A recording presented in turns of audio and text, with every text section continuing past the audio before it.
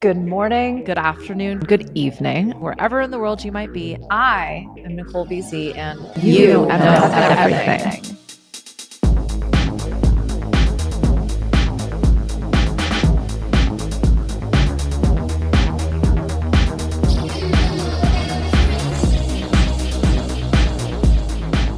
The 80-20 rule. And I wanted to unpack it. Surprisingly, it's a pretty popular topic when it comes to like business and how to success and wealth building. And I've seen it pop up a lot on this platform, but I have personally been referring to the Pareto principle since I like for as long as I can remember. So I thought maybe I should do a little bit of research about it.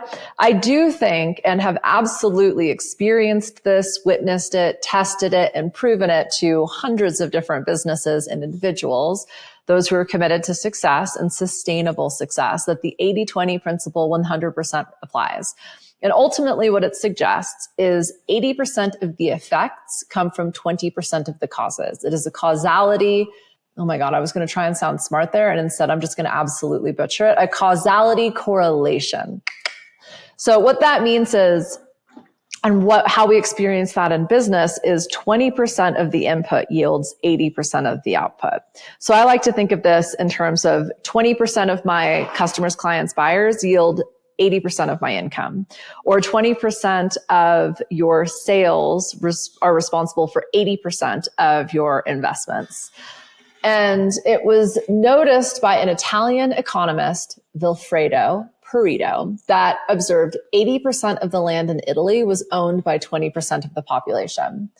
So the reason that the Pareto principle is so special is that it is based on a fundamental observation about the distribution of outcomes in many different systems. In many cases, a small number of factors are responsible for a large proportion of the outcomes. And this principle has been observed in so many different places, in so many different fields, industries, businesses, professions, even social sciences. So people love the Pareto principle because it is a very, very practical tool that improves decision-making, focus, and efficiencies because it highlights the most important factors. So in business, we can talk about how 80% of a company's profits come from 20% of its customers, or 80% of its sales come from 20% of its products. I think that's what I was trying to refer to at the beginning. And additionally, the 80-20 rule, and I think this is where I hear about it the most, and I use it the most in terms of time management. It applies to this idea that 80% of our individual results come from 20% of our efforts. And so when trying to level up, scale up, move from operations to leadership, which is where so many of my people are at. They had a business idea. They built out this amazing business. In order to sustainably scale, they need to withdraw themselves from the day-to-day to-dos, and they need to figure out how to lead this organization. And it's interesting. I was just listening to someone talking about how they need to hire someone. I fundamentally disagree with that. If you founded this, if this was your idea, you need to figure out the best role for you in this business. And I think the 80-20 rule is a fantastic place to start. So if you're feeling super overwhelmed, if you're feeling like you're stuck on the hamster wheel, if you feel like you are doing your best, but not getting any different or better results, perhaps you could apply this model to whatever it is that you're thinking about and see if it can help you find a different way of doing things and realizing the success you need with less effort. The 80-20 rule is not a hard and fast law. It is a useful tool for identifying the most important factors in a given situation and then focusing on them to achieve the greatest impact. By focusing on the most important factors, one can assume that they will be more efficient and therefore more effective in achieving their goals. So this matters because it will help you and or your business and or your people focus on the efforts and the most important factors so that you can get a much higher yield when it comes to the outcomes that you seek. And obviously this is important because if you're super duper busy, if you feel like you're not getting any results, if you feel like you're stuck on a hamster wheel, and you're still working your ass off, what we need to do is not shift your efforts, not shift your expertise, not even shift your energy per se. This isn't even a mindset game. This is just simply a focus. What are we saying yes to, and what are we going to start saying no to? I talk about this a lot with my service providers and customer-based businesses. Who are your top 10% of customers? And no one knows the answer to that question. That's probably why we're working with each other. I mean, not that like we'll figure that out, but because when you know who your top 10, 20% of customers are, that as the leader is where you focus. I think a lot about this in marketing. What are the 20% of my efforts that yield the 80% of my outcomes? So as an example, there's a million platforms out there. There's a million marketing channels and distribution methods and price points, etc. What are the ones that I need to focus on that get me the best results? You are currently engaging in one of those right now. I don't need to worry about the rest of it. When I have the capacity for it or I have the resources for it, I can acquire the support that I need in order to spread and expand my efforts. But in the interim, 20% of what I focus on is going to yield 80% of my success. In time management, this rule applies to the tasks, the to-dos, the activities that have the greatest impact on achieving your goals. You know you're too busy. That means you are doing things that are not contributive. They are not your zone of genius. They are not in your flow. You do not love them, right? Focus on the things that make you not just productive, but effective, and you will achieve more in less time. In personal development, if we're going to pull that thread out from the business development and productivity quadrant, this means that 20% of our habits or activities have the greatest impact on achieving our personal goals. So we often think about like a good night's sleep, a healthy diet, movement in the morning, getting some sunlight. Like those 4 things will likely change your day in a way that getting into your marketing or your emails first thing in the morning won't. Again, it's never for me to tell you what to do or how to do it. Test everything I'm suggesting. As you're listening, notice what jumps out at you. Notice what lights you up. Notice what you suddenly hear.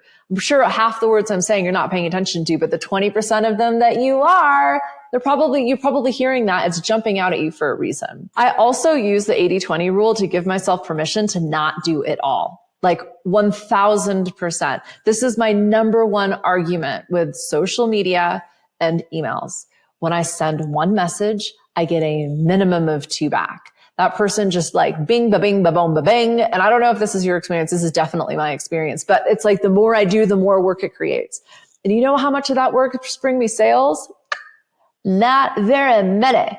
So I'm continually evolving my systems so that I can do the most effective means of input, 20% of input to get 80% of output. I work with this with so many of my clients because they are overwhelmed. They are too busy. They've built an incredible amount of success and it is not scaling. We immediately focus on what are the 20% of things that they're doing that no one else can do, that truly light them up, that feel like it's not that no one else can do them. That is what they're known for. That is their superpower. That is their raison d'être, right? And then we figure out how to get the rest of it off of their plate. Whether it's delegating it, half the time it's just not a priority. It is not a focus right now.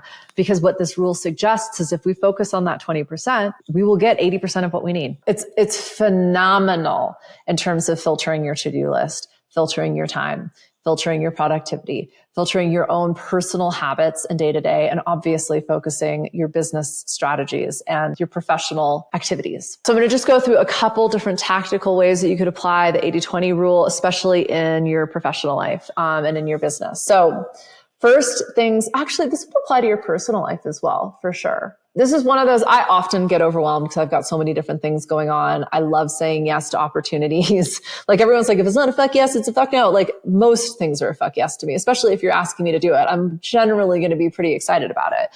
But I use the 80-20 rule to then ask myself, firstly, do I have space for this? Does this qualify as one of the activities that yields 80% of my results? And then I'll even fine tune it further. Like, how can I give you 20% of my most effective focus so that we can get 80% of the best that we can expect, right? So like as an example, identify your largest expenses in your budget. This could be your like rent, potentially business expenses, salaries, transportation, food. Reduce those expenses by 20% to save 80% of the cost. Wait, what? When you can reduce some of your most impactful expenses by 20%, and you do that across the board, you're going to save 80% in terms of total expenses.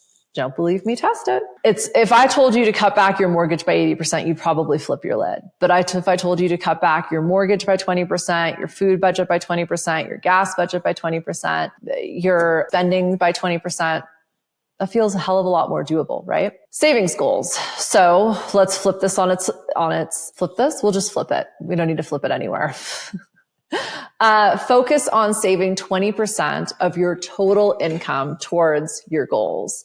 So let's say you have an emergency fund and a retirement fund and a vacation fund and a new car fund, and maybe you have like your clothing budget or uniform budget. I mean, again, these can kind of be used for either or in terms of business or your personal life. If you increase savings by 20% across each of them, you will receive 80% in total savings, or be 80% closer to your savings targets.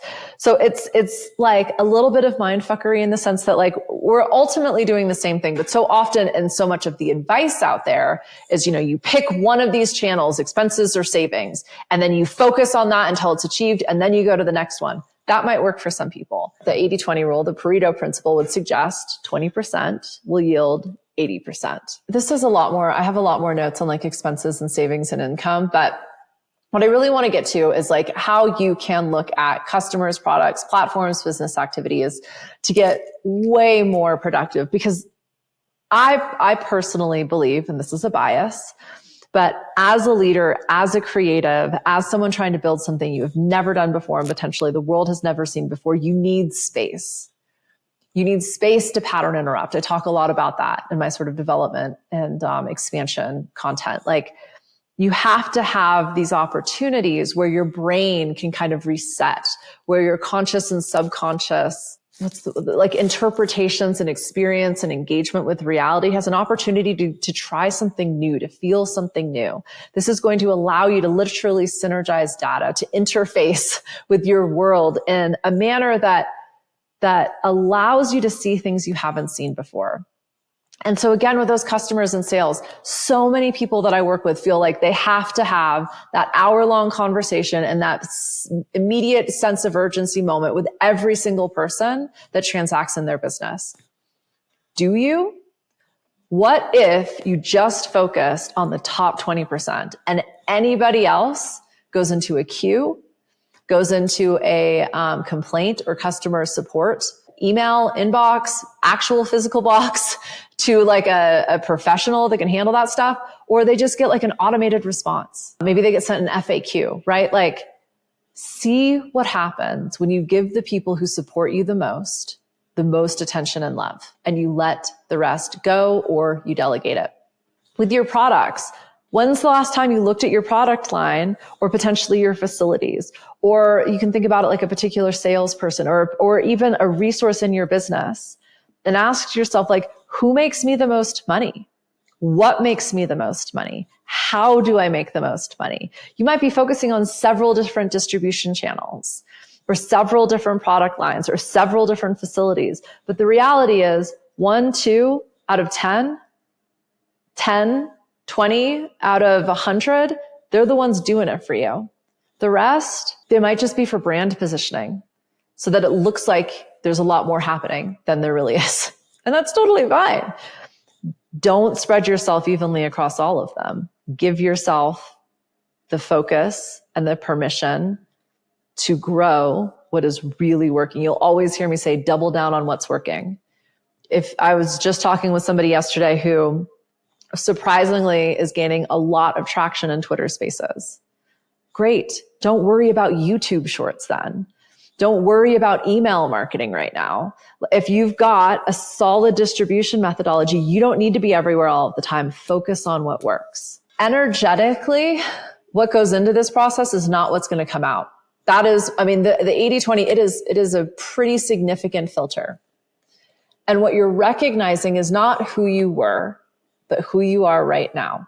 So often we just keep doing things because that's how we've always done it. I'm a major disruptor when I come into people's businesses because I will question everything to understand why. Watching me in my Web3 DAO, and they just keep telling me, well, that's how it's done. That's what Web3 looks like. Okay, cool. How much of Web3 is dying in the ass right now? Like, maybe that suggests the way things have always been done is not the way to do them. Not everyone is willing to evolve that quickly. The 80-20 principle will force an evolution. It will demand an adaptation in the moment. And that adaptation is you are no longer allowed to think about, talk about, or do 80% of the things that were happening before.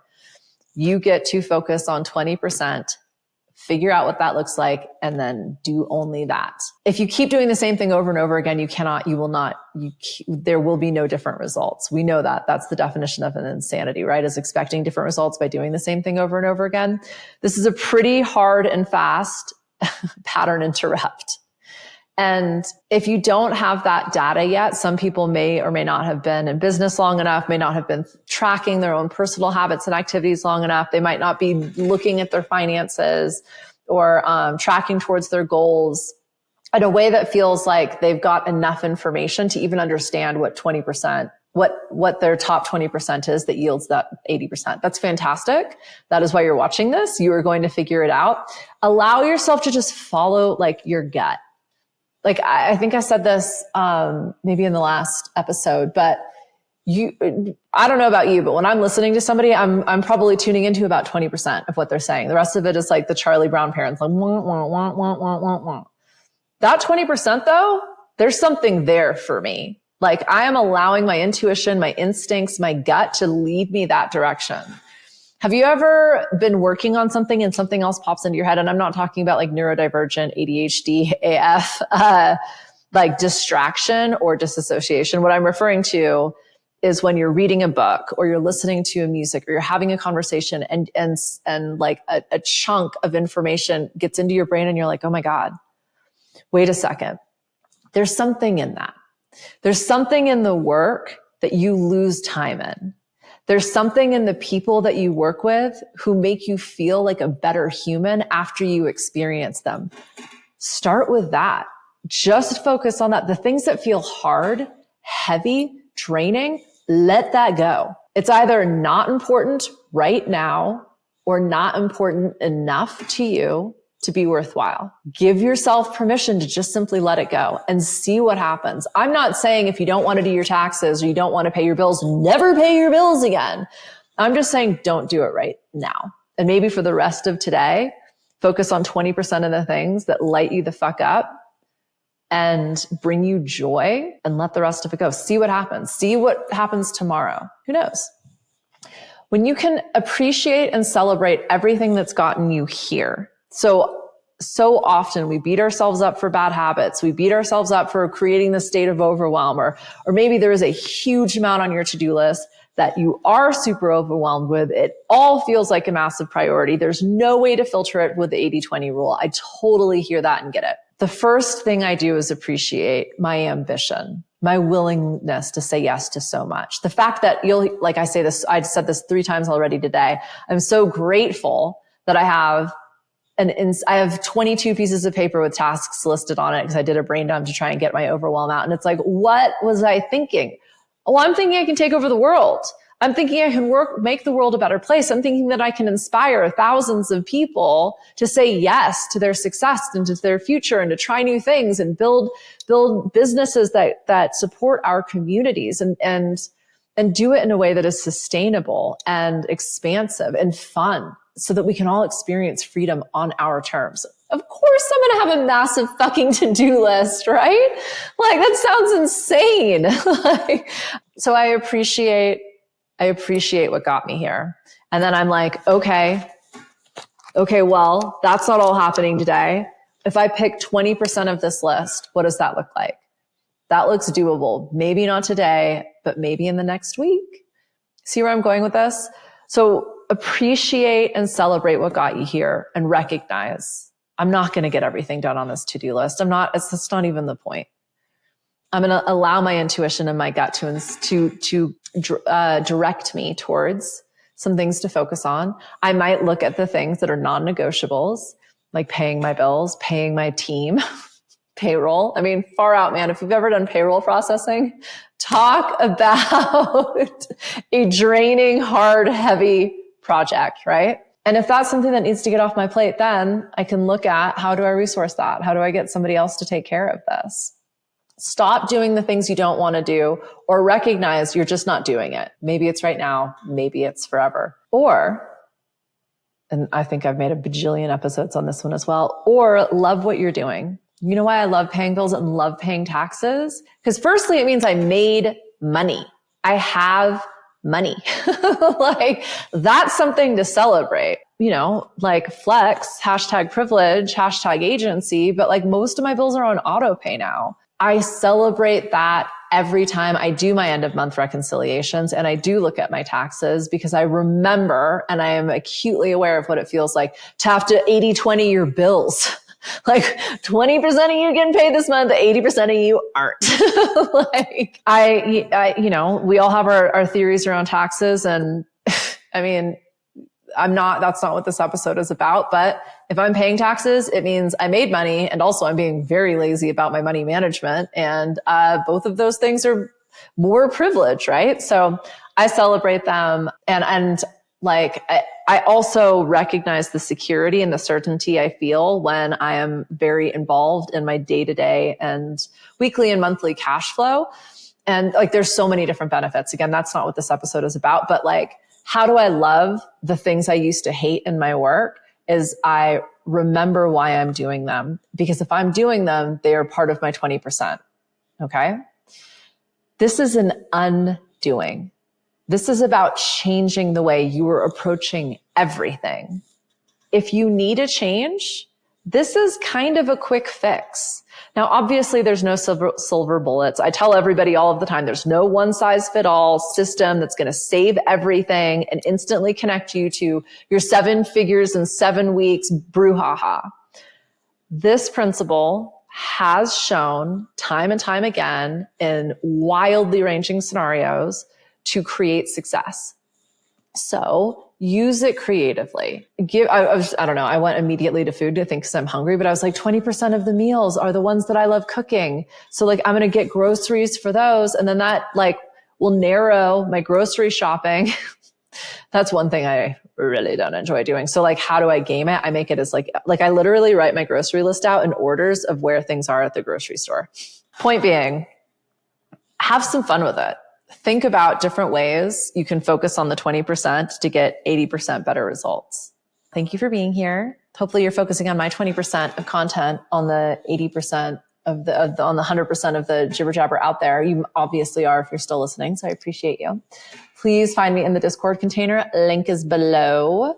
I do all sorts of fun things. Find out on the website, NicoleBZ.com, to discover what fun thing I'm doing right now. Oftentimes I'm talking about effectiveness, energetics, expansion in business. I pulled that alliteration out of my ass, especially after recording a bunch of things. But my goal is forever and always for you to connect with your success. And I think that can actually be a pretty fun and engaging experience. So want to figure out how? Let's holla. Let's stop. I'm going to end this. I love you. Thank you so much for being here. As per always, like, comment, dislike, share. Sharing is caring. And I can't wait to see you for the next one.